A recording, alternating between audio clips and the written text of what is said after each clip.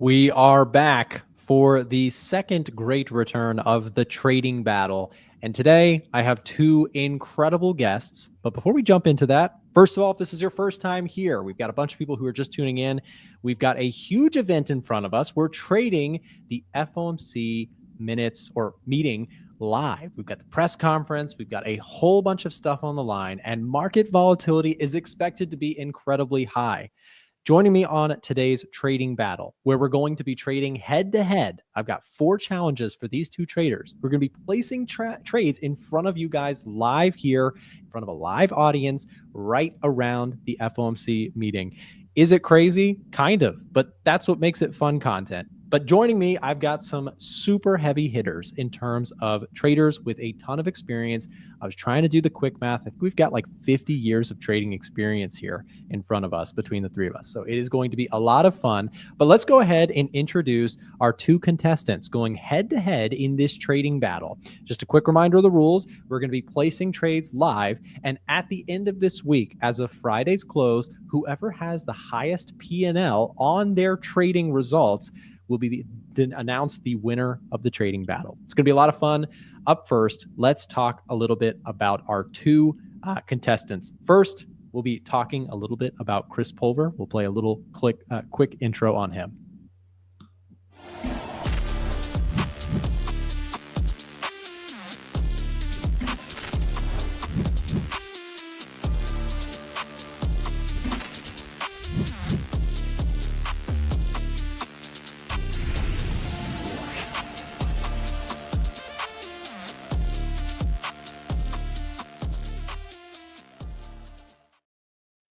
Chris Pulver is the founder and CIO of Streamwise Capital. He brings over 20 plus years of investing and active trading experience in public markets to serve client needs. Chris founded a long-term trading club, worked with private funds, investors, institutional trading desks, and global investment banks. He's been everywhere and has done all sorts of different strategies, mostly focused on volatility options. He trades currencies, trades a little bit of everything. Chris, it's good to have you on the show. As always, great to be here, Nick. Looking forward to battling out with Akil. We couldn't ask for a better week to do this. FOMC, MAG7 earnings today, tomorrow. We have over 37% of the market cap in the S&P up for grabs this week with earnings of 790 companies. We have the tariff deadline, which I didn't think would be as impactful, but there's still a whole world out there that we have no idea of how the tariffs are going to fall. Are we just going to do a blanket 10, 15% tariff? China's playing ball with a little bit of the pause game. We've got Europe in line for some good faith deals. We got Japan in line for some good faith deals. But maybe Friday with non-farm payroll coming out at the same time is going to be an interesting roller coaster ride here these next couple of days for us in the trading battle. But certainly for me, the last, I'd say the next like 30 to 60 days, really watching markets very closely to make sure I'm protecting some downside risk if we get it.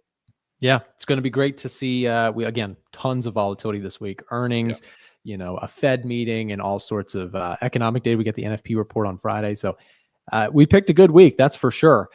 Next up, I want to also make sure we announce our second contestant. Of course, it is the one and only Akil Stokes. Akil Stokes is a professional Forex trader, former money manager, and trading coach. He has a really great podcast. I've listened to countless episodes of it. He's also one of the co-founders of Tier 1 Trading, which was mentioned in Forbes magazine as being one of the leading innovators in trading education. Akil is also a track and field coach at Millersville University and a proud husband and father to 2 beautiful kids. Akil, you got quite the track record there. It's good to have you on the show.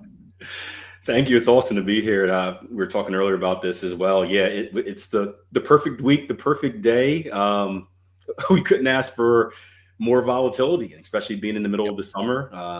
Volatility causes movement. As traders, we need movement to make money.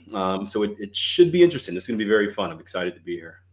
Yeah, awesome. Well, just a quick note before we proceed, and for everybody in the audience. So I've been doing this since like 2018, but before on YouTube, I've been trading longer than that. But before I got on YouTube, believe it or not, both of these guys were people that I had watched content on and learned a lot of things from. So to me, this is full circle. It's really cool to be here with you guys, and I'm really excited to jump right into the challenges. I'm sure the audience is as well, because we are working against the clock here. We've got 25 minutes until the Fed makes a decision on the interest rate or makes their decision known publicly, and then 30 minutes after that, we'll have the press conference with Jerome Powell. So going to be really interesting to see how it all falls. Let's jump right into some some charts here, just get right into things. Maybe, Chris, if you want to just give us just a slight overview of how you are prepped for the week ahead, share whatever charts you'd like, and then we'll give Akil the same opportunity, and then we'll jump into some of our first challenge. So, Chris, what are you looking at? Okay. First, I'm taking a look here. We've caught a little bit of a secret bid on the dollar. I have been pretty vocal the last couple months on not selling the dollar. I wasn't really aggressive on buying. I took a couple shorts on euro dollar that worked out okay. I kind of missed my swing trade on the pound dollar, but these last 4 days the dollar's been up, which I did expect. I was thinking the dollar's going to be able to get back to like the 100, the 101 handle. This is on DXY. So for today, if we're looking at dollar crosses, I'm going to play probably something on euro dollar for either a bit of a continuation of the downside, or I'm going to see if we have, with all this news and volatility, if perhaps we have a bit of a flush, like a high low. Let me change the color here. A high low, lower high, lower low. See if the dollar can kind of catch a bid down here, and then see if I can like push this back up. And I think the dollar gets faded because we've had a pretty stubborn recovery. I think the dollar is in the makings for a potential like secular bear market. I don't know if it's going to play out in 3 days, Sure. but if we have enough of a flush through FOMC today, non-farm payroll on Friday, I'm going to see if these last little pushes, these last 4 days, are going to come back and maybe find some moving averages. So if I can get like a flush lower, like a bear flag lower, I might try to buy that dip and see if I can pull it back into like the 114, 115 handle. So I'll probably look at some combination of either trading euro dollar, pound dollar, Aussie dollar, Aussie dollar, New Zealand dollar, because a lot of those times they're kind of sister pairs. And then I always want to look at something currency wise around this, because we also have, we didn't talk about this, Bank of Japan is also tonight. So central bank that's likely not going to do anything, but the yen is always a wild and crazy currency pair. I'm curious how Akil has traded the yen over the years. I know that for me, I'm very vocal about, like, I don't love it. I think the yen has made either, people very wealthy, or it's blown up all your accounts. It's either one or the other. Sure. So I'm really cautious on the JPY, but that's coming out tonight. So that gives us the volatility going into to Thursday. If you remember last summer, a lot of drama around the Japanese yen last summer that did kind of blow the markets up through July to August. So about a 2 to 3 week window that the Bank of Japan was really, damaging the leverage in the markets. So you never know. Could be a surprise move this week. Yep. Awesome. Well, very cool, Chris. So I'm just going to make a guess here that we're going to be very Forex heavy in the room, which I am thrilled about, because I know Akil is pretty heavy on FX. Chris, you have background in FX too, which is going to be awesome. So I guess same prompt to Akil. What is just a general framework? What are you watching here in the markets ahead of this big Fed event? So we got a few things I'm watching. I want to kind of go back to the end that Chris mentioned, because our views are kind of the same. I often get asked about the different personalities of different currency pairs, and the yen is it's an interesting one. It can make you lots of money. It can cost you a lot of money. But what I've noticed with the yen over the years is that, because the Bank of Japan is pretty straightforward with what they want to do, you get some pretty nice directional moves. We haven't seen that a lot lately because we've been in this little tight consolidation, but pretty much when it moves, and you want to hope that you're on the right side of it. What's interesting right now at the yen that I'm tracking today is that we're at a decision point, meaning that we're at a previous level of structure resistance, and we're currently holding as expected before these big announcements come out. And based on how we react at this level, it's really going to dictate either my long or short. Now, that would be in a normal circumstance where we don't have any news coming out. The news makes it even more interesting, because on one side, we have the FOMC interest rate decision, where I think we can all agree there's no cut that's going to happen. So it may be a bunch of nothing, but I think what the market is looking for is really, hey, what's going to happen in September, right? The majority of the people in the market are kind of anticipating that that's when a cut may come. Are we going to get any type of clue that, yes, that's going to happen? Or is there going to be a stance that says, hey, we're going to, the normal blah, blah, blah, we're going to wait and see, who knows, whatever like that.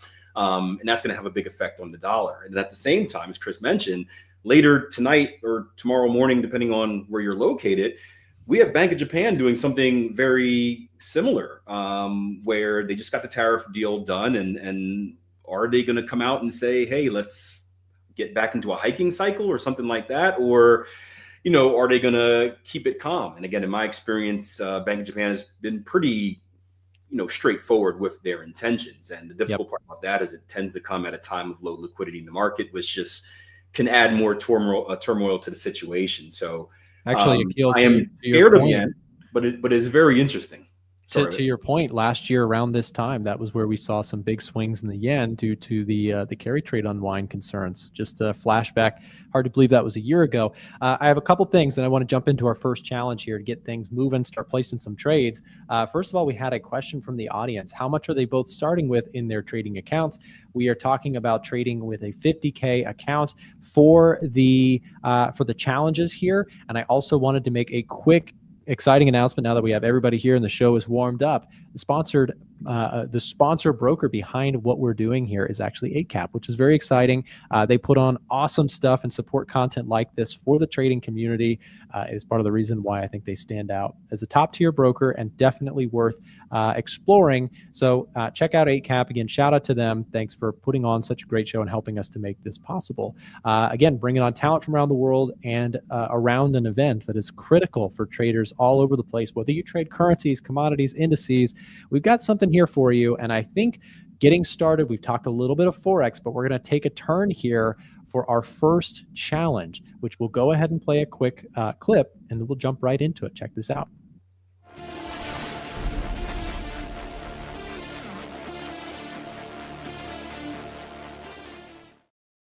So there you go. You saw the challenge. The first one is you guys each get to select commodity clash, gold or oil. Which one do you want to place a trade on? Can be long or short, but you have to pick either gold through the spot XAU USD or US oil. So those are your two choices. Do one of you guys want to go first? Want to take the lead on this? Akil, you've got your charts pull up. Do you have a preference here? Or you want to let Chris go? Yeah, I'll go ahead. I'm going to start with oil here. Oil is actually something that we were looking at this morning, and I wish this opportunity would have came a few hours ago because there was a big trade that I was looking at. But I think there's still a chance to catch more of it. So just to be clear for the traders out there that are new to me, I am 99% technical as a trader. Over the years, I've learned to learn more about the fundamentals and whatnot. But my main thing is technical analysis, and we've had an interesting kind of bigger and smaller rotation in oil.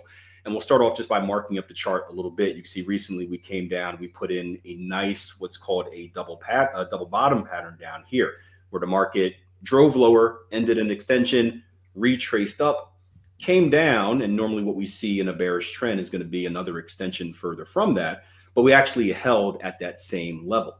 Now, not only did we hold there, but we fully retraced and violated the highs of that double bottom pattern, which confirms the move. We even pushed past our previous structure highs right here. We then dove back down here, which is one of my favorite types of trade. I call it a pullback trade, where you look for a little bit of relief in the market, then look for opportunities to buy. And what we did was we came into a nice level of consolidation here. And we go down to, I'm on a daily chart right now. We go down to a 4-hour, you'll see that. And what intrigued me this morning was the violation of not only this sideways consolidative level, but the violation of this double top right here, right? This was the double top on a smaller time frame. It did hold, and then we broke and closed above it. And this was the buy that I was looking for. So I'm hoping we get a pullback. I'm not sure that we will, but normally I would wait for a pullback opportunity here to get a cheaper price, so price to come back into that level and then look to trade it up. And I'll try to buy more time in that happening. If not, I'll just do an at market order. Maybe I should do that right now because we're running out of time. But the level that I'm looking at is really for price action to come right back into this zone right up here. What I'll do is I'll do two things. I'll bring a Fibonacci retracement on from this most recent swing high to swing low. You're going to see that there's a 618 Fibonacci retracement right there. That's known as the golden mean for you guys that are in the magic or black magic of fibs and whatnot. I'll also bring in a Fibonacci extension from our most recent swing low to swing high right here. And you're going to see that we have a 1618 Fibonacci extension lining up with that 618. So it's a nice level right below 74, is about 73.5 that I like on gold. oil here, excuse me. Again, I would love to wait for a pullback. And normally in my trading, that's what I would do. I'd wait for a cheaper price, but because we're doing the battle, we'll just go ahead and get a long position on right now and see if we can ride this thing up. Yeah. I'll give you a second to punch in that order, Akil. What's kind of cool about this is, again, I mentioned this earlier, but some of my earliest memories in learning trading on YouTube was, believe it or not, watching videos where Akil was doing much of the same stuff that he's doing now, looking at fibs, looking at fib extensions. Same with Chris. They're both big on fibs, which is really cool. And, so that's awesome. So getting long oil here, punching in that trade. We'll give Akil just a few minutes to get that all set up. And then maybe we'll jump over to Chris. Same prompt, long or short, or if you want to do a combinations trade. I know you're big on that too. What are we looking at? And is it oil or gold? I'm mixing it up. No combination trades. I'm actually going to look to fade this move. So I'm looking to sell 75 and 78.75 levels on oil, because every time we have made a poke above these recent highs, they tend to just have lower highs in the play. So you can see here, a high, lower high, lower high, lower high, even here turned hard at a lower high. So if we come back in and kind of find this inefficiency, I could see this market hitting about 75 and then pulling back to this really strong support around 70, also strong support around 65. So I'm going to look to see, if this does rally a little bit, I'm looking for some areas to fade oil and just kind of give the market some efficiency. Like what we saw here with this big drop to the downside, we are now starting to test kind of those pockets around. So Akil's trade, for example, I could see this easily going to like 73.50, 73.70 on the long side. But once I get into this cluster and that little spike up, I'm going to try to fade that back down to some break even or better. So if I get filled on trade 1 and trade 2, my net's going to be in between. I'm doing same trade size. So if I get filled here and I get some profit, get filled here, go to break even or better, and try to grab a nice win on some type of like volatility play in oil. So I think it's going to be difficult for oil to make a higher high. We have seen over the last several months. This goes back to September of 2023. Oil has not made higher highs. It's been making lower highs. So that's my play. Okay, yeah, I like it. So you're pretty much, if Akil has that move, you're selling it at the top after he has his move. So it's kind of you guys are spotting the same general idea. Which I'll give Akil can have his profits, and I'm gonna fade that move. That's right. There you go. So before we move on to another prompt, I just want to ask also whether you guys have a perspective on it or not. We should still talk about gold. It's a popular crowd favorite. You guys know this. I know this. Everyone loves gold, it seems, in the YouTube space. Chris, you've got the screen. You can place a trade on gold if you want, or you can just talk about what your thoughts are on it. But I'm curious, gold, to me, has been sort of one of the more frustrating markets here recently. Very choppy, very back and forth, not giving a long-term pullback, but also not breaking those all-time highs. What are your thoughts on it? Well, I think that any goodwill the dollar's been seeing these last 4 or 5 days, the last month or so, if there's not the dollar making lower lows, I think gold is finally starting to get that consolidation that we've been talking about. Now, I see gold doing one of two things. One is that we're either building up some type of ascending wedge, and gold will ultimately just continue to chop around, and then head higher. That trade is honestly, for all the gold bulls out there, you should be excited about that trade. I am doing a lot more option trading in my personal accounts on gold because I still want to get the cushion for this market to offer the pullback with a bar count that's been really, really overdone. We're at 450, almost 460 bars on gold on the daily 200 moving average. And that's a long bar count on anything daily time frame wise. And so I think the longest bar count I've ever seen was a stretch from 2009 to 2011. We got up to over 600 bars, but we put in a top and we dropped 30%. So I don't know if gold in this environment is going to be the type of trade that just goes down aggressively unless the dollar is going to catch a massive bid. So I think what I'm going to look to do on gold, I don't mind placing a trade here, but there is some decent support and there's some decent support. I'm going to look to see if I can get a little pop on gold. I think gold is still a very resilient instrument to trade this year. I think gold bulls will be treated very well as long as they're not oversized, over leveraged, and they're patient. Because if you want to see all-time highs, give it some time.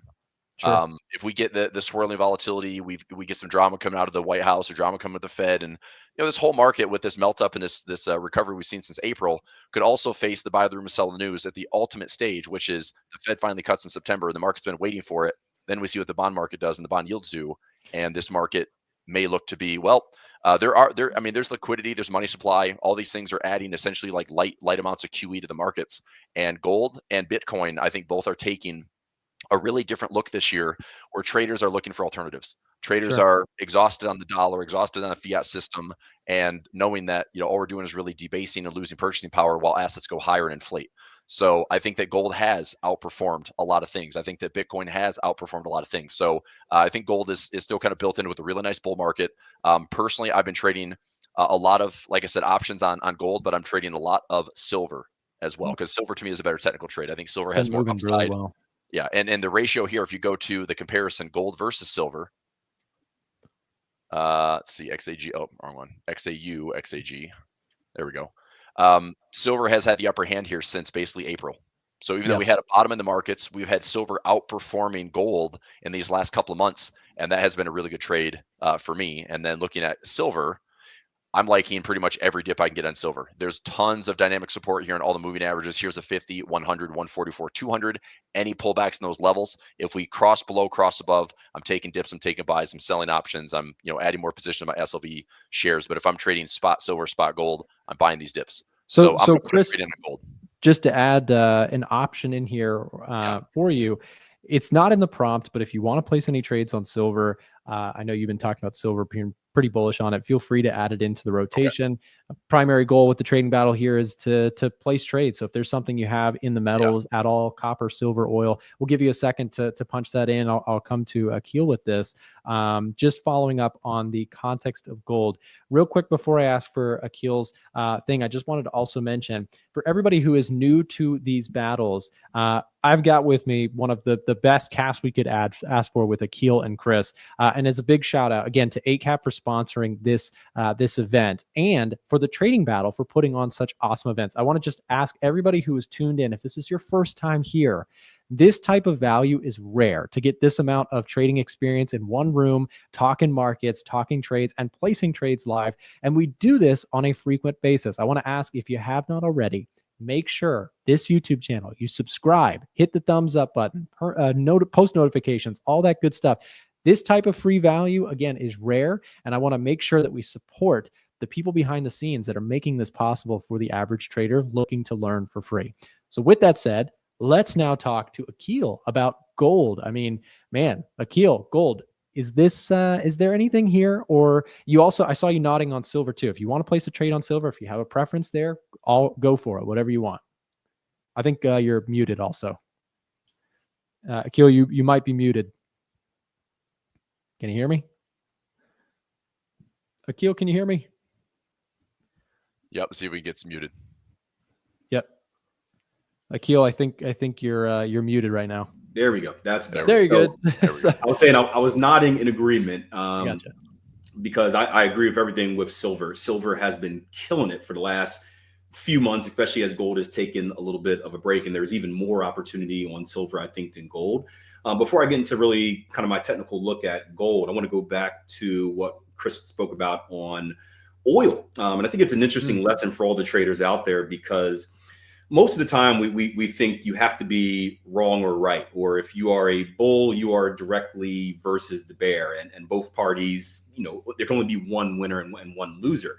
But the truth of the matter is, right, I have this saying where it's called think like the other trader. And if you paid attention to where I was looking for target profits at on that oil trade, it was the same spot that Chris mentioned he'd be looking to get short at. And that's purposely done. It's no coincidence, right?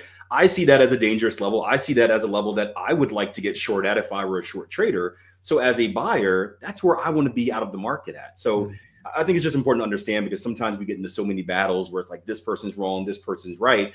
But if you're good at analysis, especially technical analysis, you're really seeing both sides, where I can get long up until here, or I'll wait for the market to get long until it gets to this level, then I'll get short.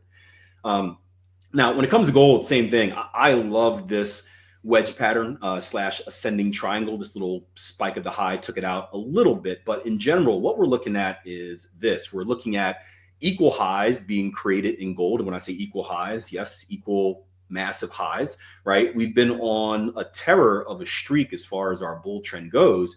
And I see this as the market taking a break. It's just taking a breather. It's exhausted. It needs to breathe a little bit, and contraction leads to expansion. So it would not shock me at all, especially given the rate situation. We'll see if anything's murmured today in about 5 minutes or so, or I guess the press conference at 2:30.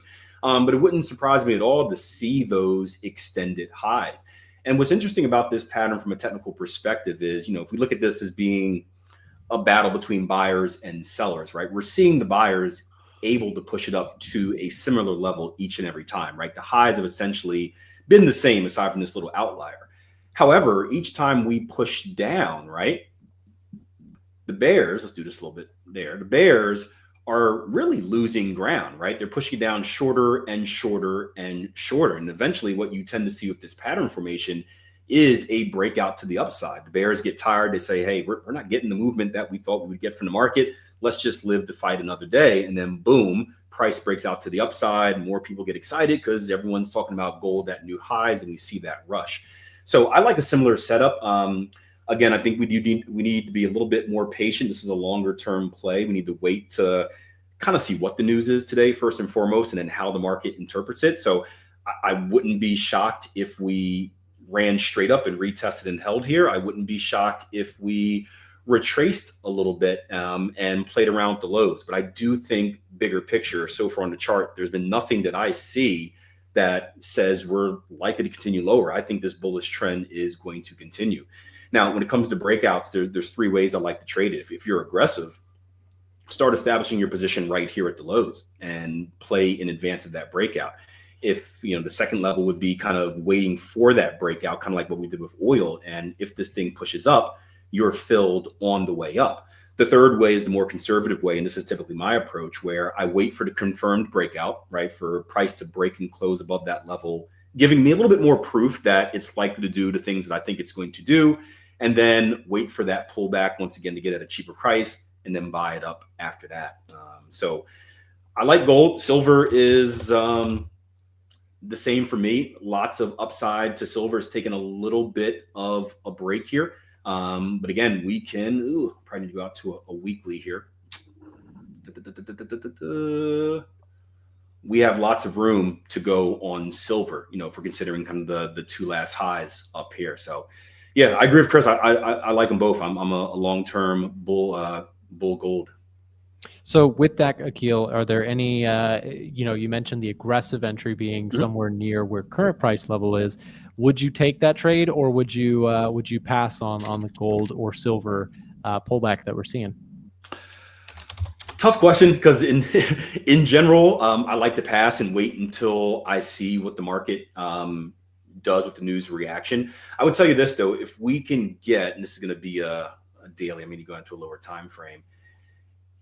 If we don't get an immediate downward reaction, especially if we can kind of take out these highs right here, I would be interested in this trade. So if we can get above these and break and close above those, I'd be interested in doing an aggressive trade. Normally I'd wait for the breakout of the entire pattern, but for aggressive purposes, I would be interested with a break and close above that. Okay, cool. Well, feel free, if you want to place a trade, or if you see it come back into play, by all means, place it for the sake of the battle.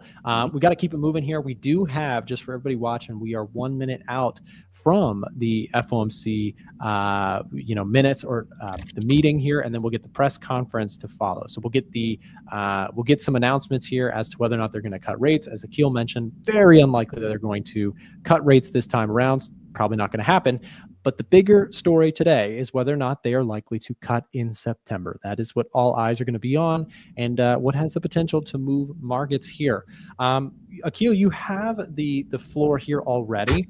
So I'm going to bring it into our second prompt, which you already hinted at a little bit, and it's all about the yen. Check out our second prompt here for the battle. Check it out.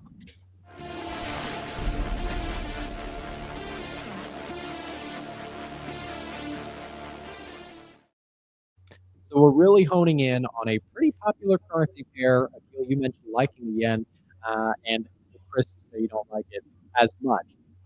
Let's see if we can put things to the test. With challenge number 2, dollar versus the yen. Got to place a trade, long or short. Akil, we're sitting at that level. You talked about this earlier. Would this be one where you preemptively try and buy it? I know it's not an ideal to sit at a level here, or would you sell it? Would you trade it? So taking a place bet. Also, we should have the meeting or the Fed statement unchanged here. Otherwise, you would have seen an insane market move. So go ahead with it, Akil. What are we looking at? Yeah, so as I mentioned earlier, I think the yen is at a important decision point right here. We're retesting a previous level of structure, and so far we're holding. We're doing a little bit of a dance as expected today, but the big dance is going to come in about 30 minutes when that press conference comes. I'll tell you what, from a technical perspective, I want to wait for a break and close above. If I were looking to get long, I want to wait for a hold if we're looking to get short. I am going to look for a short trade here, and I'll tell you why. Just from a fundamental perspective, right? I think it is likely that we get some type of confirmation or hint or clue that a September rate cut might happen. It's a combination of that and the fact that there is that bigger term idea of that, hey, if Japan does come out and say that we are going to get back into a hiking cycle, I think that is going to be a massive surprise to the market. I think that's going to move it drastically. So I'm thinking risk reward wise here, where if I'm looking for a trade, for example, here on dollar yen to the upside, there's only so much room that I think we would go to. It's just going to be this previous level of structure over here. However, if we get a move to the downside, right, I can have a very short stop loss right above this level, because I know if price action gets above that level, I'm wrong. And if I'm wrong, I want to be out the market as quickly as possible. If we do get that surprise move from both the dollar with potential cuts coming in September, with the yen saying, oh yeah, we're going to hike now, which again is hit or miss. We're playing the guessing game right here. You never know, but we're playing the risk reward game. I do think there's a lot of room to the downside for yen strength and dollar weakness here. So I'm going to get short here on dollar yen. What I see on the chart as I go down to the 4-hour is a potential 3-bar reversal. So we have a high momentum bullish candle right here. We have a nice rejection candle right there in green. And then what we're going to do is, what I would want to wait for is a lower low, lower close here. We're not going to get a 4-hour candle until 3 more hours from now. So it's not going to be fun for the trading purposes. But what I would look for is a lower low, lower close right here to confirm that we're likely to push a little bit lower than higher. So we're going to be aggressive today because I told myself I would. My traders know me as a very conservative, boring trader. So we're going to be aggressive and please them. But we're going to look to sell here on the dollar yen, getting short. And I'll go ahead and put that on. All right. Very nice. Same prompt to you, Chris. Dollar yen. If you had to place a trade, long or short, what are you thinking here? What I'm going to do is I personally like I'm going to try to fade with a pretty hard stop around like the 150 to 151 handle. I'm going to give myself a little bit of cushion so we can kind of tolerate the volatility today with FOMC, overnight with Bank of Japan, non-farm on Friday. I'm going to try to fade current price up to 150 and change. Stop loss to me is around the 150 handle or 151 handle. But as a pairs trade, I'm going to trade pound yen versus euro yen and do an opposite. I'll go long euro yen, short pound yen, try to go after a bigger winner. And so even if I can wash something like, I think dollar yen has kind of been on its own island because it's so much dollar influence right now. But if I put the euro yen versus pound yen, I'm going to try to go opposite. If I put Aussie yen, New Zealand yen, they should be going opposite. So those are a couple ways I can kind of sprinkle in some more Japanese yen exposure while trying to net a winner. That's kind of what I'm going to do. So I like the trade. I'm going to take a market order right now on dollar yen short, and I'm going to go market, and I'm going to put another one at 150 and another one at 151. My stop loss is going to be just above those highs at 151 and change, probably like a 151 ATR. So I'd say maybe a 152 stop, 151.75 stop, something like that. So I'll go ahead and get those placed in. So I'm going to go short dollar yen. I like it. Okay. Both going a little bit more in favor of the Japanese yen. Very interesting here. In terms of just a quick market reaction here, we do have, let me see, what are we looking at? We've got, I don't know if anybody saw this, but copper just had a giant move lower. Chris, can you pull that up? Sure. Really? HG. Copper's been really disrupted after this. Oh my God. Yeah, man. I was a copper bull. What the hell? Is this another like tariff announcement or something? There's got to be something with copper here. It's gotta copper be. gains as Chile seeks UF tariff exemption. Copper edges higher, focus on U.S.-China trade talks. This is happening. This is 14 hours ago. This isn't now. Like, what the heck? We already had copper. Yeah. Wow. I am glad I haven't touched copper because number one, I looked at a couple of trades here to short this top, and the bid ask was so bad and the fill was so bad. I think I priced this out. I think I did this in the maybe the video I posted for you guys, Nick. It was like a $40 winner for like a $500 risk, and I'm like, that's a terrible trade, and I'm just above the highs. Like, so this is like an untradeable instrument if you ask me. I would not touch this. I would not touch this. This is way too volatile. This is going to blow up the futures market. Just be careful on copper. It's a big move. I just wanted to bring that to everybody's attention in case you. This is actually worse than Liberation Day. This is worse. Now this might end up to be one giant wick up and down, but as far as this move on a daily candle, we're looking at a high to low of over 20%. That is way worse than the stretch going into Liberation Day. Wow, very crazy. Someone in the audience says the Trump proclamation imposes a universal 50% tariff on imports of semi-finished copper products and copper-intensive derivative products. So something tariff related here, taking a huge hit, copper this afternoon. So just wanted to bring that to everybody's attention. I was looking for other moves. The index world doesn't seem to be moving too much. Dollar index sort of just holding its gains today. Japanese yen just slightly softer here today. Gold hasn't moved too much since the 2 p.m. mark. Just wanted to make sure we are keeping an eye on moves here before we go ahead and move into our third challenge. Again, before we move into our third challenge, let's just get a check quickly in terms of open positions. We'll go first with Akil because Chris is still punching in. Akil, what are we, if you could pull up on your side just to look at your active, your trades here, whatever you're watching so far. Yeah, start on oil so far. Let's go down to a lower time frame buying on oil.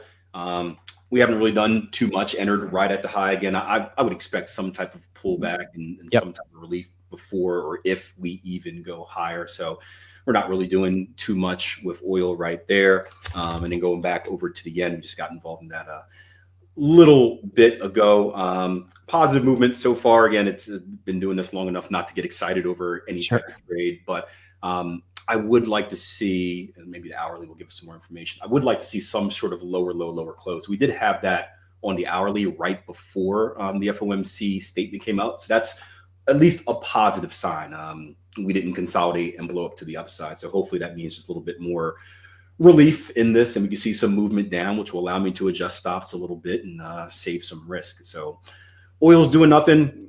Yen's not really doing much, but it's doing, I guess, more better than worse, you can say. Sure. I'm still shocked with copper, man. Stole the show for a second there. We'll go over to Chris, do the same thing, and then we'll jump into challenge number 3. Chris, update in terms of open positions or pending ones that you are looking at so far. Yep. I'm getting my long in on the pairs trade, euro yen short, pound yen long. I'm going to see what those look like. So let's see how this plays out. I'm just going to go one lot here and try my hand at retesting the highs around 199. So 199.90. And I'll show my positions here. So this one I might go 2 lots. Now I'll go 1.5. All right. So 1.5 lots here. Actually, let's go 1. I'll keep it simple on the pairs trade. 1 and buy pound yen. All right. So I'm long pound yen. Let me go trading here. Show my positions. All right. So the trades that have been filled are all currencies, and the trades that are pending are going to be oil, gold, silver. Okay. So that's what I'm in right now. Here are the orders that are pending. Gold is gold pending order to buy. I've got a limit order, so this is why it says take profit. So buy limit on gold, buy limit on silver, sell limit on oil twice, 2 levels, and then I'm long and currently trading live on the currencies. So dollar yen, if we had to have that as a prompt, I'm short dollar yen. I think that's the trade I'm going to take right now. I'm looking to fade it, by the way. So I'm going market 150, 151. I'm going to fade the dollar yen, kind of looking at that resistance to sink in by Friday, and then euro yen, pound yen. I'm doing a kind of a pairs trade where I'm going opposite. So I'm going to see if I can get one to outpace the other as far as winner versus loser. If I can net, $500 to $1,000, I'll take profit on the pound yen, euro yen pairs trade. There you go. And just for audience members who have not heard of a pairs trade like that before, in FX, you can essentially bet some big move is going to take place by going long and short 2 correlated pairs and essentially saying, as long as there is a big enough move in the yen, which is the underlying kind of correlated component, there is likely to be some profit on the table. So just some context there. Let's go ahead and keep moving here. We've got 20 minutes until the press conference with JP. Our third challenge here is all about the indices. Let's go ahead and roll that really quick.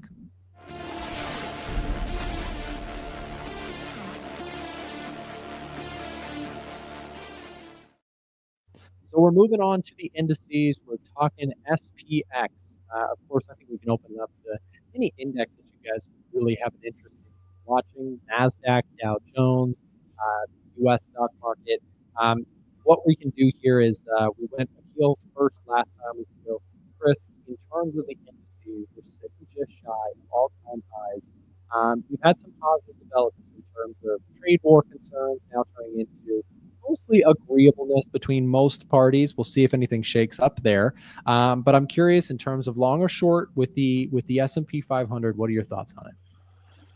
Was that to me? Sorry, Yes, the audio yes. is a little bit rough. Okay. Sorry about that.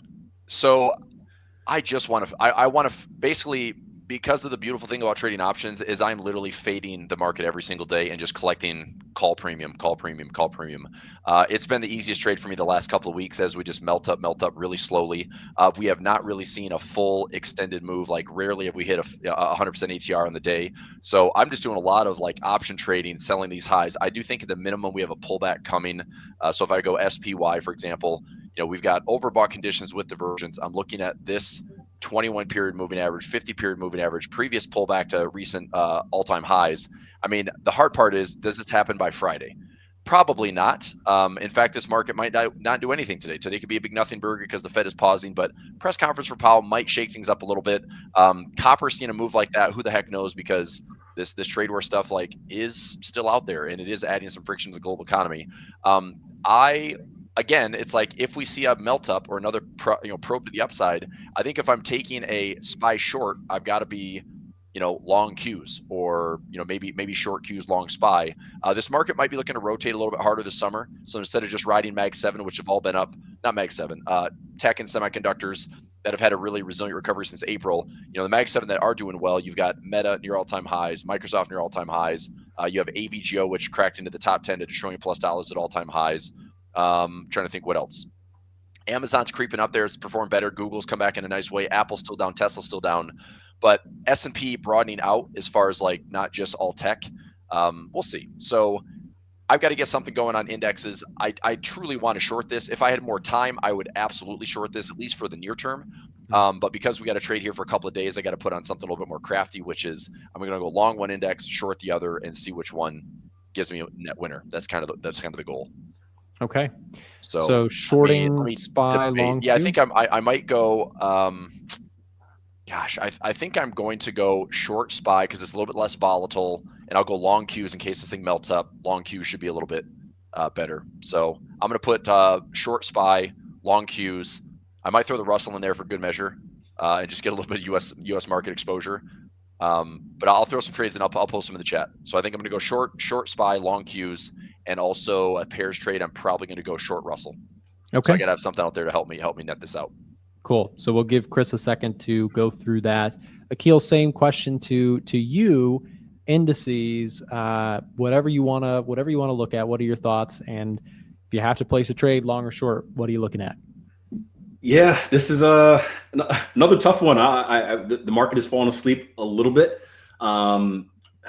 Bigger picture, we are seeing some divergence. I have the relative strength index is my indicator of choice. We are seeing divergence with kind of a slow treading up, which doesn't give any type of sign of a lot of strong bullish momentum. So we have that on the higher time frame. Vice versa on the lower time frame, we don't really have much that I'm too interested in as far as a shorting signal until we violate this level right here. So I would love to see us take out these lows. If we can take out these lows, that would give me a lot more confidence in a short-term short. And I say short-term short because I'm not looking to short it for, the rest of the year or anything like that, but continue this little area of relief we had.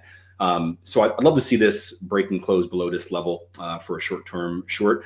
The thing that confuses me a little bit as we get more into the intraday, trading sphere here on the hourly is that price action has put up a really good fight at this previous level. And what we have is kind of, it's not going to win a beauty pageant, but in a way it's kind of like a double-headed head and shoulders. And as we've come back to test this neckline, you look at the wicks on these candles, right? There's a good sign of bullish rejection. And we've seen it again right here, which is a positive for a long. The problem is I also haven't seen anything that says we're likely to get long. So I'm stuck like Chuck in the middle right here. I'm really tempted to just do a really short-term buying opportunity, only looking for a retest of these highs right here, because I honestly don't think we're going to go much further than that. It's just I don't really have a reason right now, and I'm trying to convince myself what to do. Normally I would sit and do nothing right now. I'll say this: I am interested in shorts. I'd like to see a break of this level first. So we'll see how the news goes. We'll see what reaction there is. If we can violate those lows, that is a sign for a short for me. So I'm going to hold tight right now just because I don't have any type of signal. Sure. If we can do that, I'll be looking to get short here. Okay.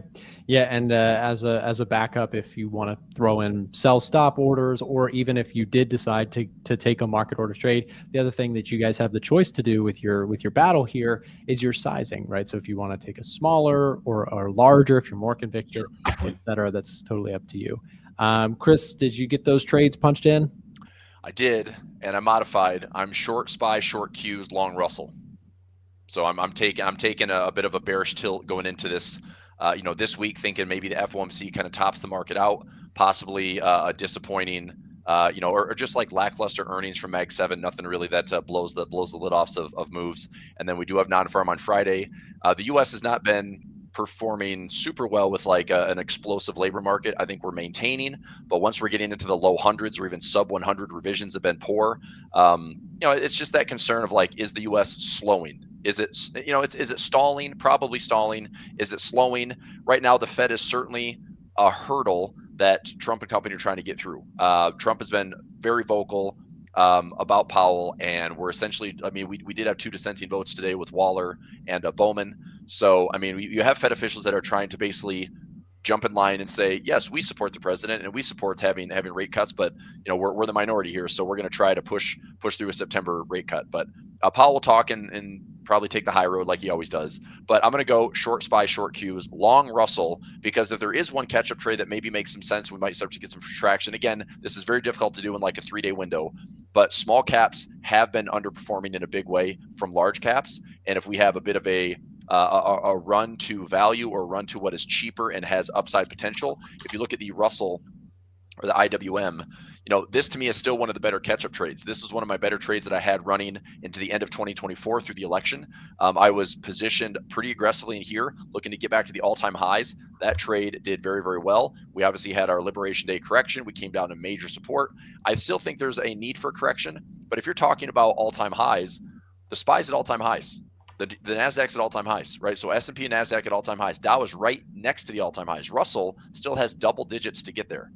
So if we start to see rate cuts and this is benefiting, we're still just shy of 10% to get to these all-time highs on the Russell. So any dip and pullback gives me double-digit potential on the small caps, outpacing or at least playing catch-up. It doesn't have to be they crush the large caps. They just have to catch up and perform a little bit better over, a 3 to 6 month window, and we could be at all-time highs as the S&P just maybe grinds higher, but the Russell can actually make those like catch-up rips. So I'm going to go long Russell and short the SPY, short the Qs. Okay. Yeah, definitely. Like you mentioned, a slight bearish bet on the bigger stuff and a bullish one on the smaller stuff. So a little bit of playing the catch-up trade on the indices. Okay, very cool. Also, I just wanted to give the audience a little bit of context in terms of what we saw with the Fed here just a few minutes ago. Just reading some headlines here. Federal Open Market Committee voted 9-2 to keep the federal funds rate set in a range between 4.25 to 4.5% unchanged interest rate. The decision was met with opposition from Governors Michelle Bowman and Christopher Waller, both of whom have advocated for the Fed to start easing, aka cut rates. This was the first time since the late 1993 year that multiple governors cast no votes on a rate decision.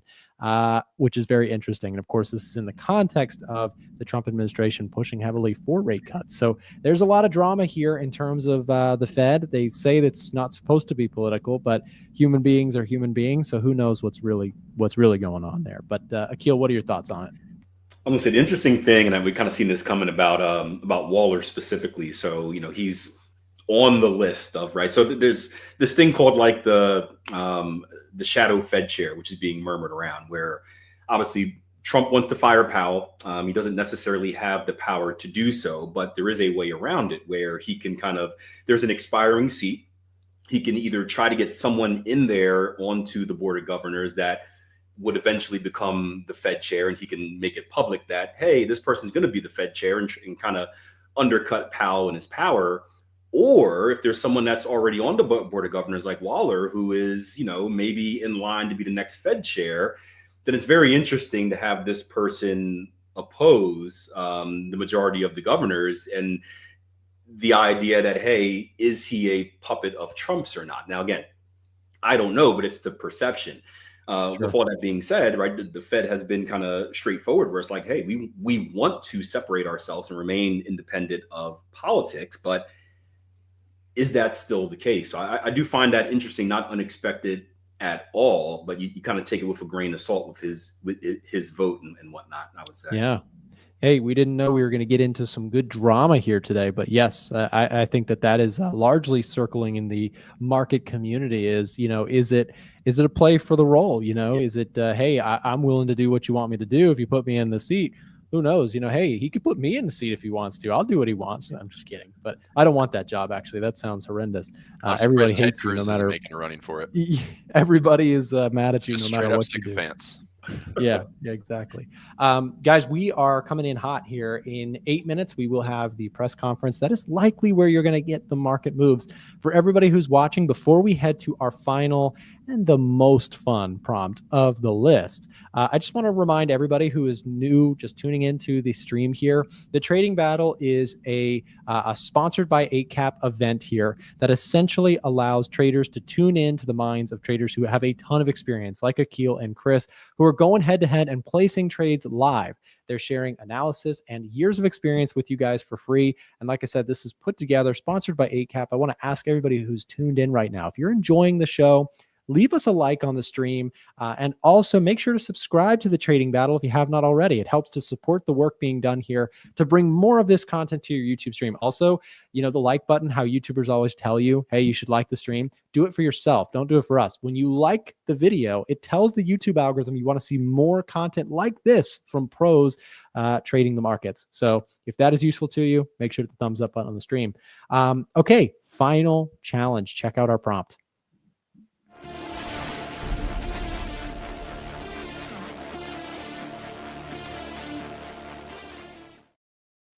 So our final prompt here is essentially you guys have the opportunity to ambush each other's trading setups, which is a crazy prompt. But the basic idea here is you guys can pick what the other person has to trade. Now, if one of you picks, let's say, the euro dollar for the other person to trade, the other person can trade it long or short. They have the choice to do what they want to do with it, but you have to place a trade on what your opponents pick for you. So Chris, do you want to go first? You want to pick for Akil? Sure, I'll pick. Akil, I want you to place a trade on the euro pound. Jeez. I mean, honestly, it should be like the most boring currency pair, but this thing is like woken up and come to the surface that I've not seen this currency pair behave like this in so long that I'm curious what anybody's take is on it. I let a robot do most of my bidding on the euro pound, and it just works its way through a lot of positions. But this has been a pretty wild move here since like 8,200 all the way back up to 87. It's just, I don't know, something very weird is going on with the euro pound. But yeah, that's for you, man. I can tell you what, that was one of the ones I was considering for you for the same reasons. And I don't look at it often. I looked at it again. I'm like, man, this thing actually woke up. That's no fun. So, All right, euro pound. I used to call this the molasses pair because I'd be in trades for like ages because it never really moved. So let's see what we have here in the euro pound. What stands out to me is this, right? So I'm a structure-based trader, so I'm always looking for levels of structure to make my decisions, whether long or short. when I analyze the euro pound, here we go, make sure I'm on screen here. I see that we've come into a previous level of structure, right? We have a little bit of structure looking left, right here. We have a little spike right here as well that we did break and close below, but then that got engulfed. I also see that as we came up, we put in a little bit of an ascending channel. So market is slowly kind of drifting up in that direction, similar to the S&P. But we also have that teamed with divergence on our RSI here. So pretty much the indicator is doing the opposite of what the price chart is doing, right? They should be, if price is going up, indicator or oscillator should be going up with it, should in air quotes, of course. We're doing the opposite, which is a little bit of a clue for a potential reversal. And I think we've gotten a good sign of that right here. So I do think we're due for some bearish action. The problem is where to? And that's going to be the interesting thing. The level that stands out for me right now is down here. So let's go down, and this is going to be what, 85.75 down to about 85 flat. So let's go down to a lower time frame and see if there's anything that stands out more in this level. Not too much. Let's go one more time frame down to hourly. Okay, I do like this pullback. All right, so we got a little bit of a pullback here, or extension here. We've pulled back into previous structure looking left, right, into these previous lows right here. And we did get that lower low, lower close I was talking about earlier. If I zoom in, right, you can see a nice is maybe too much of a word, but you can see a nice bearish candle right here with a long wick to the upside, showing us a little bit of a rejection. You can see a long wick to the upside here as well with a break and close below. So it's a little bit of a sign, a bearish sign for me. So we're going to go ahead and get short this, and that will be my position on the euro pound here, and hopefully it does something, continues to do something until our deadline is up. So I'll go ahead and get this on. Do you want me to give Nick, while I'm doing this, want me to give Chris mine?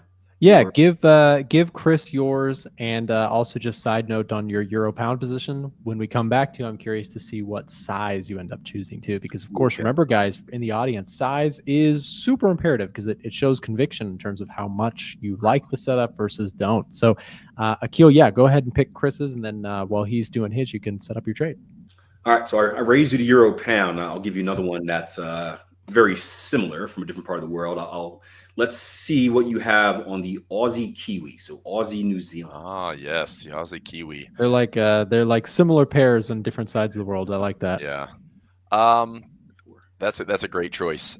Just because, I mean, so here's what I am doing in my personal portfolio is I'm just dollar cost averaging in at 107, 106, 105, 104, 103, 102, 101 parity. I'm long as far as the bigger picture. I think we get back to 111, 112, possibly 114. Now that the Aussie is slightly ahead as far as cash rate, I do like that it doesn't cost me anything to hold that position long. Here's what I'm going to do. I like the structure. I have a bit of a bullish tilt on this thing. This is all about timing. I mean, I could take the trade and have my long bias, but in 3 days, maybe I'm dead wrong. So I think what I'm going to do is make sure my dog's not dying in the closet.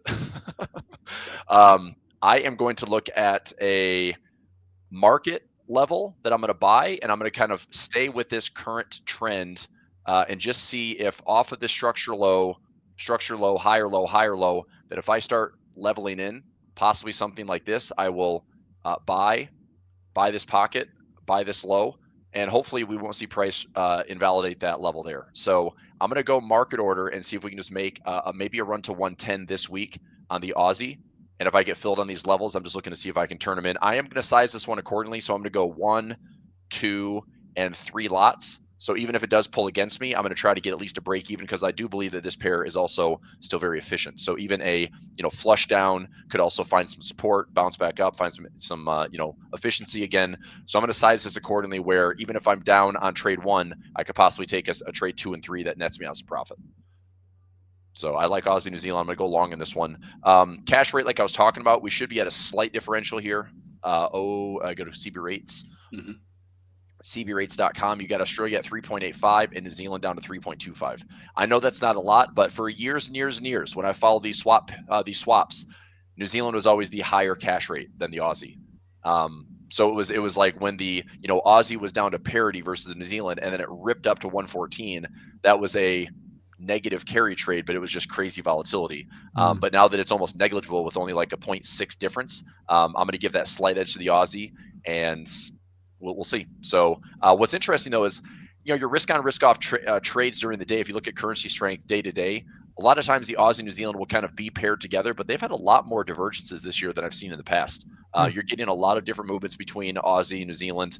So yeah, I think it's a good pair. I like it. So I'm going to go long. I'll get my levels in here, but I'm going to start with a market order. Looks like my first trade will be market at 109.08, and then I'm going to go into a 108.50. And then another one here, kind of a Hail Mary, hold the lows, the William Wallace trade at 107.55. So all right. Placing William Wallace trade. I love it. That's right. Akil, did you get that trade punched in on Euro Pound? Yeah, I did. So I was reading the chat a little bit, the questions over on the YouTube chat. But yeah, I got in that market, sitting in about 1.5% risk on that. So nothing I'm too excited about, but we are. I think it's a good level. Okay. The follow through is what I have concerns about, but we can risk manage that or trade manage that as we go down. Cool. Also, just as you mentioned, reading the chat, keep an eye on things. Liquid Mitro asked Nick, Chris, and Stokes, calling you by your last name. I had a question here. Would any one of you explain how interest rates work, either cutting, holding, or rising, and what it does for a pair? Akil, you talked about, actually what's interesting to me is that you are primarily a technical analyst, but do have a general understanding of how the fundamentals are moving the markets. So for currency basics, rate hikes, holds, or cuts might be interesting to the audience. What are your thoughts on it?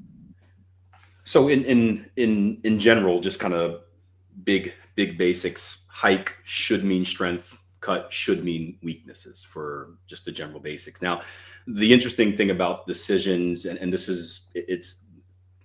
today's a good example, the market doesn't really care about what's happening now. As we mentioned earlier, we all pretty much knew there was going to be no change happening. Now, if there were a surprise change, that would have set things on fire.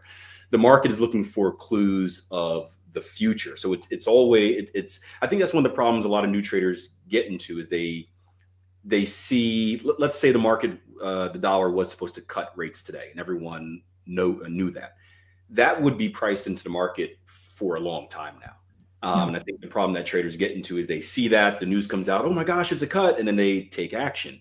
But the market is really looking for what's happening in the future. And that's why we're talking so much about the 2:30 press conference, because we're trying to see if Powell is going to say anything about, yay, we might do this, or yay, we won't do this, if he's going to take any type of stance or leak any type of clue during the Q&A of what the future guidance is, mainly September, or what's going to happen before the end of the year.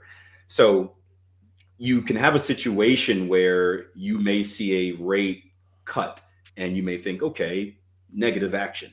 But if the press conference afterwards says, hey, but we're going to hold steady next cycle, or we're going to hike next cycle, the market may actually go up, and it gets confusing for a lot of traders because you're like, wait a minute, rate hike, but the market went up.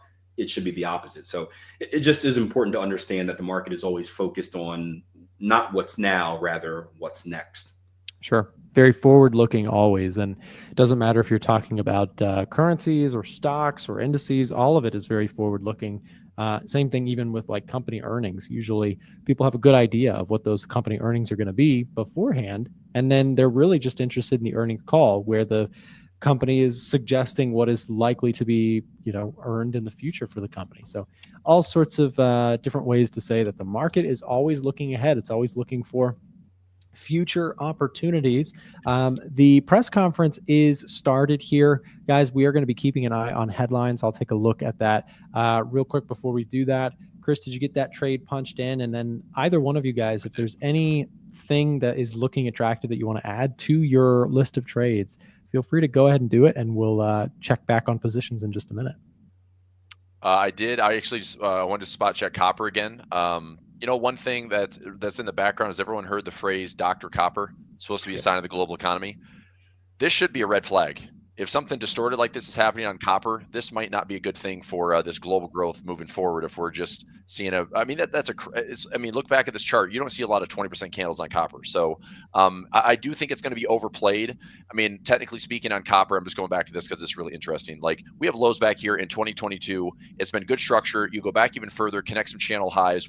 Technically we hit right around that 580 level that I'd had on my charts for a while.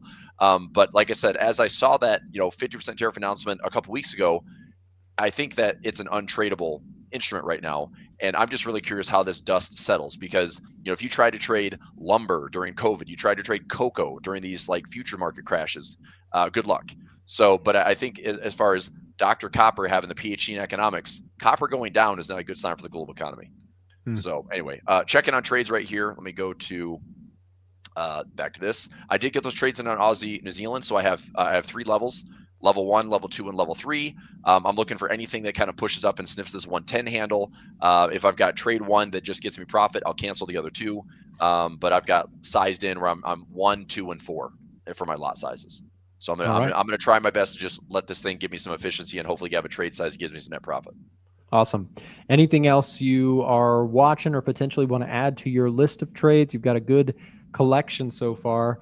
You're going to trade copper at all? I guess you could theoretically. I guess I could. What I should do is get long the freaking S&P and the Qs and flip my trade.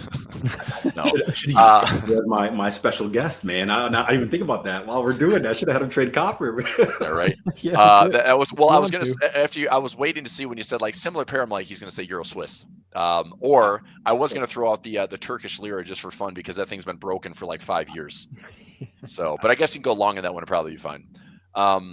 Anyway, so I think right now I'm trying to think. Let's look at some other currencies. We've had a kind of a forex heavy focus today. I would like to look and see Powell's press conference 237. Don't be surprised if the market just shakes out with a bunch of noise today. It's an FOMC day. We had a recent high yesterday. We have the market kind of battling around this like 63.70 zone. This is a big gamma level I've been watching. So like positive gamma, negative gamma, all kind of pivots there and hinges at 63.70. So if we're below 63.70, I think the shorts that Akil and I took. Are you short, Akil, with me? You short S&P? I think he is. I think he might have gone short. Sorry about that. No, checking up on something else. Yen is being weird on me right now. What were we doing? You said S&P? Yeah. Are you short S&P? I am not. No, I was. If we would have crashed to the downside, I would trade short. Okay. Did not get it. All right. Well, like I said, I am watching. I do have some pending orders in my portfolio to see like, do we get up to these highs on the day 64.30, 64.35? I'm looking to sell some bear call spreads up here. We're right smack dab in the middle of all this noise from the last couple of days. This is always what I typically see on the Fed day.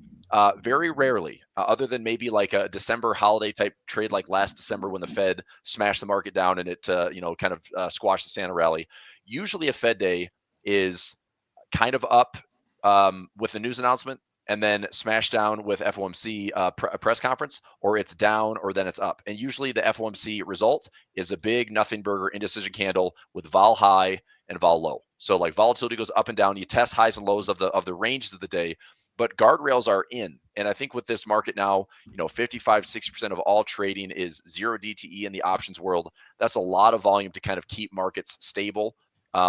So I just think that the Fed today is kind of a nothing burger. But if there's follow through coming tomorrow, I'm short S&P, I'm short NASDAQ, and I'm long Russell. If I've got 2 of those that play out where I'm right on the downside, then hopefully my SpyQ trades work out pretty well.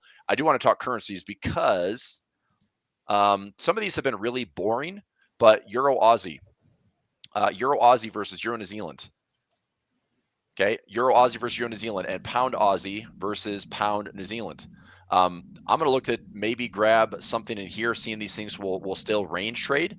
I'm going to scramble around here and try to find a couple of the trades while we're still live. So if you don't mind, Euro Aussie, do I like anything? I'm going to pass on that one. Euro CAD, do we have non-farm and CAD numbers on Friday? Or is it just non-farm? I know we have NFP. Not sure about CAD numbers. Let me check. Friday, I just see U.S. numbers, not CAD. So CAD's going to be on the 8th with Canadian employment. You also have PMIs on Friday, so it is a loaded and Friday. You have PCE tomorrow. You have core PCE tomorrow, which is the Fed inflation measure. So you got a jam-packed week here. I'm glad I'm on this side. I like being the host. We've had everything this week. Like going into this week, I thought like maybe it was one of those weird weeks where the non-farm would get pushed to the next one, but no, the calendar worked out, and it's Yeah. like, All right. then you mentioned earlier, you top things off with the tsunami in the morning.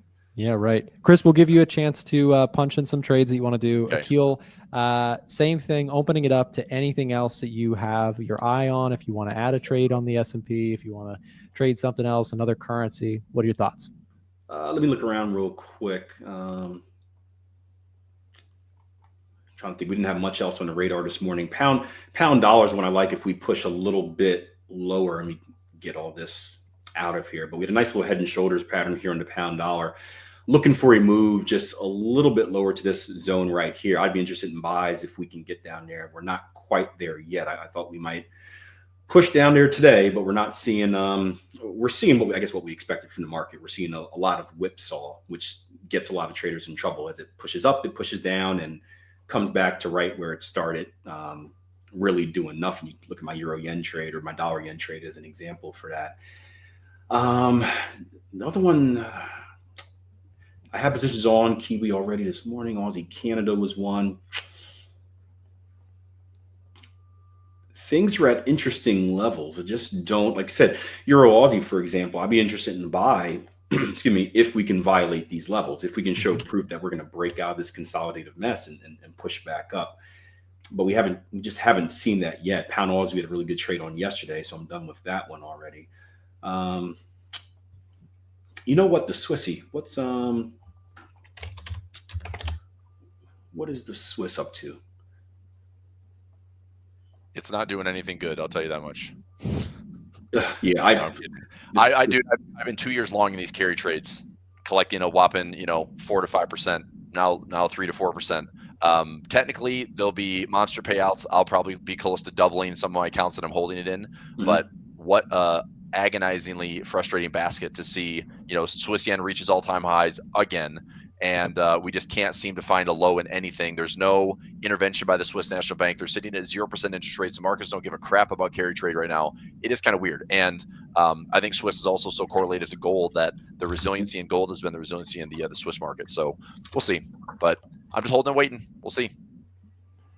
Anything here on the Swiss franc, Akil? Yeah, I have one thing on the Swiss here I'm looking for. This is going to be called advanced pattern formation or harmonic pattern formations on basically they're Fibonacci based patterns that come during times of consolidation. They're seen in as many as like this black magic voodoo stuff, but I've been trading them since I started, and they're not sexy. They're short, they're sweet, but they get the job done. And we have one forming here. I'm going to draw one out really, really quickly.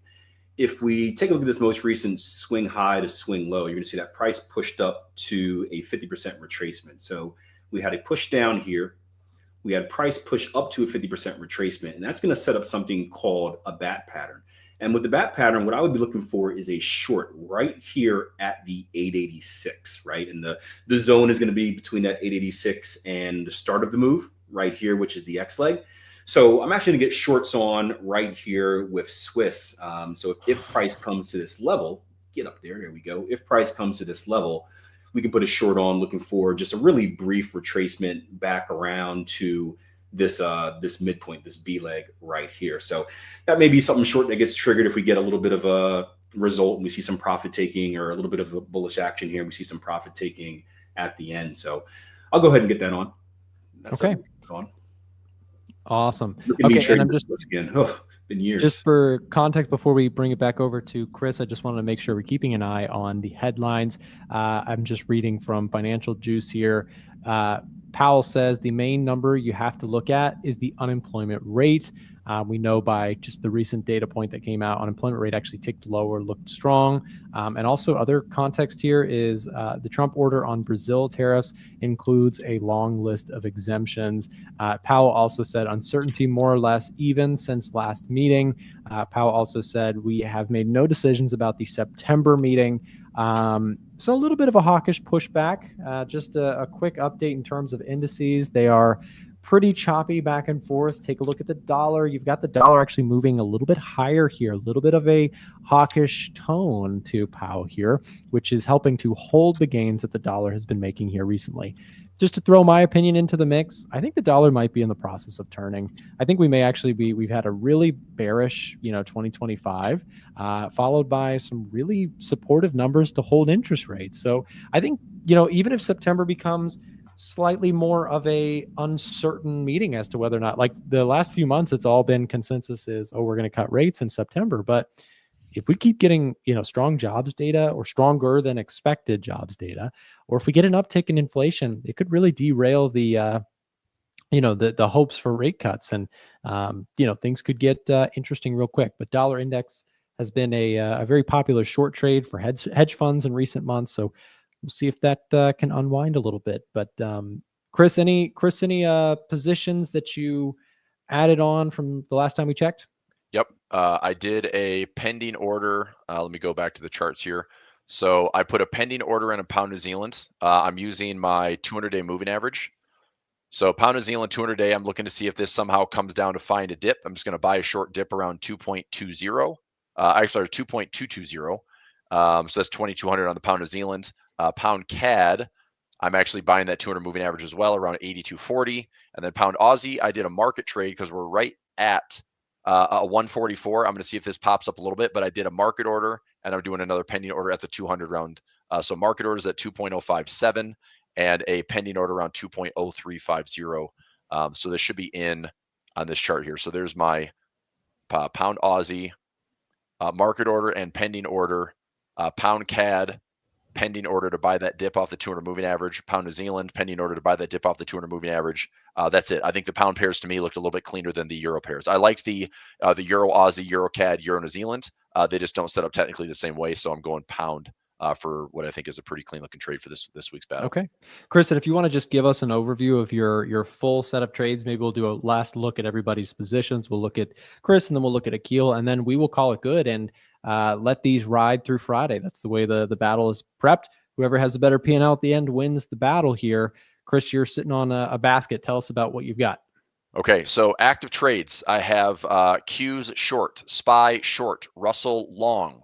Hopefully, with having 2/3 of that leg in the index is short, I get paid on those if we go down. Russell, I can take the heater and maybe wash one and take profits on the other. I'm long pound yen as a sister pair, short euro yen. I'm also short dollar yen, even though the rally is like we've seen here, the dollar's actually got a bit of a bid, but I'm also legging into the dollar yen short. So I've got room to let that thing go to 150 and 151 and see if I can catch short on the sizing there. Aussie New Zealand, I'm long with levels. I'm trying to get that back up to 110. Pound Aussie, I'm long with a market order with the pending order at the 200 moving average. Pound CAD pending, pound New Zealand pending. Other orders that are in, I'm looking to leg into gold. If we get tapped on a certain moving average, I'm going to leg into gold. I'm legging into silver, and I'm shorting oil. So if oil goes up, that, like I said, that should be enough to give Akil some profits. I'm looking to fade roughly where he's taking profit. I'm going to start looking to short there. And that should be my whole list of trades. Love it. So I have 23 working orders and 8 positions that are running live right now. That might be a trading battle record, Chris. That's a lot of pending trades, a lot of active ones. I love it. Yep. Let's see what happens. Yep. Okay, Akil, same to you. In terms of trades open or pending, what's the final last look here before we call it good and let this roll through Friday? Remember, we do have some time here between how this all plays out, and we'll see if who comes out on top. So a little bit less than Chris, not 23. I've got 4 active trades on. I just posted one on silver while you guys were talking. I have one pending order on a dollar Swiss. Real quick, just the silver, just look at that. We did have watching both silver and gold. If you guys remember, I was looking for a breaking close or of this level of structure right here. We did not technically get the close, but wanted to get this on during the broadcast, the show traders we're looking at. What I see is I just see a fair amount of room until the next level of consolidation, right? We have a period of consolidation right here. If I can get my kind of box tool working, but you can see that the volume really doesn't pick up until we get around really below 37. So looking for a kind of a quick move here on silver. I had a lot of quick bearish move here on silver just to add to that portfolio and help balance things out a little bit with what I had. So we'll see how that goes. But aside from that, it's short silver, We are short dollar yen. We are short euro pound, and we are long oil, and then a short pending on dollar Swiss as well. So I'm happy with what we got today. All right, we were busy, guys. I think we did good. We put a bunch of trades in. We've got our takes on things, and of course, we couldn't have chosen a more difficult week for this, considering we have a ton of economic data. Trump is doing his social media stuff with tariffs, and of course, we have the Fed meeting that is coming to a close pretty soon. So, could get some last minute bouts of volatility today, but for the rest of the week, it is likely to cause some market movements. Chris and Akil, real quick. Akil, where can people find you if they want to check out more content from you, if they enjoyed hearing from you today? Oh yeah, three places. I've got a YouTube channel, posting a lot of videos there, just trying to put as much informative information out there as possible. Just YouTube search Akil Stokes. As you mentioned earlier, got a podcast as well, the Trading Coach Podcast, 3 new episodes a week, trying to cover all different topics of trading and have a little fun with it as well, since that's my personality. And for those who are looking to learn how to trade, I've got a website, www.tier1trading.com. We've got courses, we've got community, we've got coaching over there as well. So that's a great place of traders for all levels, whether you're experienced and you just kind of want a community to be with, whether you're a little bit experienced, you want to get over that hump, or whether you're brand new and just trying to figure things out. So tier1trading.com is a great place for that. And that's my shameless promotion. There you go. Awesome. Chris, same question to you. Where can people find you if they enjoyed your commentary? Yeah, you can find me youtube.com/Chris Pulver. You can find me actually running a live session every single morning. Just come to my website, my YouTube channel, youtube.com/Chris Pulver, also youtube.com/Financial Wars. I run something called the Daily Profit Room every single day, and we talk, top down. I'm usually heavily trading, 0 DTs in indexes, positioning for the week. I've got a portfolio to look after every single day, and if you have any questions, you can also contact Nick. I run alert service with A1 Trading. So I'm out there all over the place and just trying to help traders along the way. I've been doing this for a long time, and I love the process. That's what really takes care of the profits. I just like to place good trades. I think that once you get over the emotional battles of how bad it stings to lose or how great it feels to win, you level those emotions and you just trade a trade. You win, you lose. It all adds up. Just do a better job winning than losing, and winning bigger than losing. It's all risk management. It really is risk management. And don't be afraid to keep trading. So trade size, most important thing. Don't over leverage. Don't do anything stupid. The market will crush you if you do something silly, and you'll feel it. If you over leverage, you make a mistake, the market will penalize you for it. Don't be that trader. It's easier to trade small. It's easier to build accounts over time. The markets, if you think about this, markets give you so much opportunity to find good trades. Just find a good trade. When you have a good trade, you find a style you like, you find a strategy you like, learn a pattern, exploit that pattern over and over again. And there's these markets between Forex and indexes and options and whatever you want to trade, crypto, they all present endless opportunities. Just don't lose money. If you can protect your capital, there's lots of ways to make money in these markets. Play defense. I love it. That's it. Yes, Very good stuff. Akil, Chris, thank you both for joining me here on the Trading Battle. Last thing I'll say, for everybody who was here, if you enjoyed this, the Trading Battle has revamped in 2025. We are back and stronger than ever, putting out some great content to help traders improve with better experience being brought on camera. All of this, as I mentioned at the top of the show, sponsored by 8cap, making this sort of content more available to the average trader completely for free. The only thing we ask is that if you're enjoying this show, if you enjoyed this show and you want to see more content like this in the future, 2 things: hit the thumbs up button and subscribe to the Trading Battle here on YouTube.